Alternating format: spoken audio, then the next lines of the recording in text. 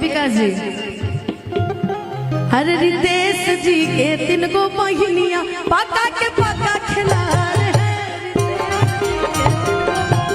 पका के पका खिला रहे। लेकिन अखबार लिखल बा तारे फरमाइश रहनु कि सोमवार लिखल बा। ई मुकुल के बड़का भैया के फरमाइश है। आइन कर बहिनी के 16 गो भतार लिखल बा। तनी ताकला देवलिया पका लिखल बा। तनी ताकला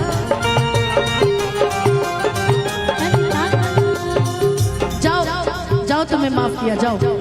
मैंने माफ किया, अभी इनकी बारी है। ये भागे भागे से रह रहे हैं। इतना ही कुर्सी या सोफा मंगावल बारो रही खाती। एक सेकंड, सेवा पानी भरपूर होता तब भागल कह रहा तनी दीदी इतना सुंदर व्यवस्था कर बनी तो कहूं कि कुर्सी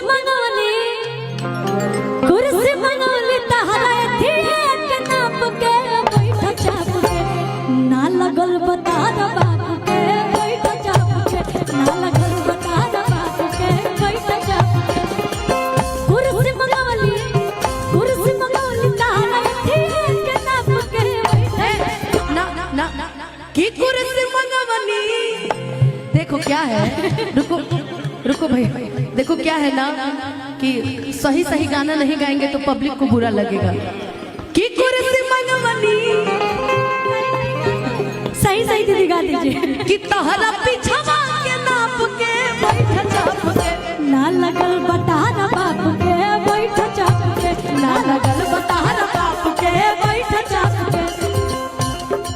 ए हिमांशु जी कहा तनी तनी रितेश के गरियाई नूरी मामा लगी है। मामा बाप हो बाप, ना लगल बतारा बाप के बैठा चाप के ना लगल बतारा बाप के बैठा चाप के।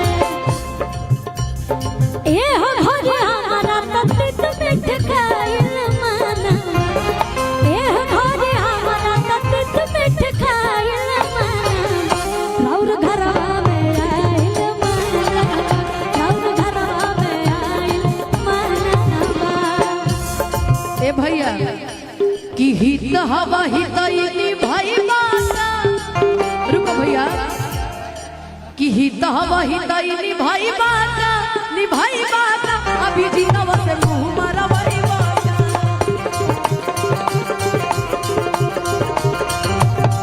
हेलो, जितना भी लोग जबानी सब तहरा के गरियावे खातिर ही खड़ा बने कि ना तू इनकरा के गरियावे हैं। ये बताई दीदी, मान ली मुकेश भैया के तो बियाह हो गए लेकिन जाड़ा आ गइल बा रोरू के ही लगन में कल हल चाहत रहे कंजूस सार हो, बिना पैसा रुपया के आइल बा। ऐसे कहम कि जेकर भइल बा बियाह हो त मजा मरी है इनकर ना भइल बा। जेकर भइल बा बियाह हो त मजा मरी है होई जाड़ा में रोरुआ बा क्या करी है होई जाड़ा में रोरुआ बा क्या करी है जेकर भइल बा बियाह हो त मजा मरी है जेकर भइल बा बियाह हो त मजा मरी है होई जाड़ा में रोरुआ बा क्या करी है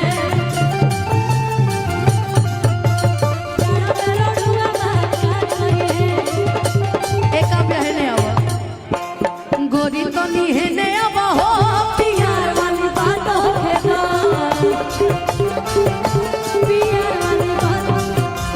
प्यार वाली बात हो दीदार वाली बात हो प्यार वाली बात हो दीदार वाली बात हो रानी तो निहने अब हो प्यार वाली बात हो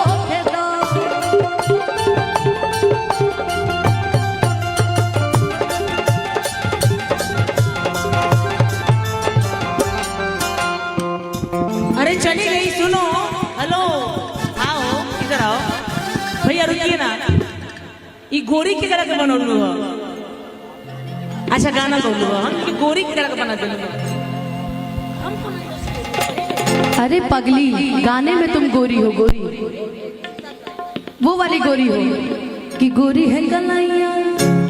अजीत हलचल भैया की बहुत सारा प्रणाम, बहुत बहुत प्रणाम भैया।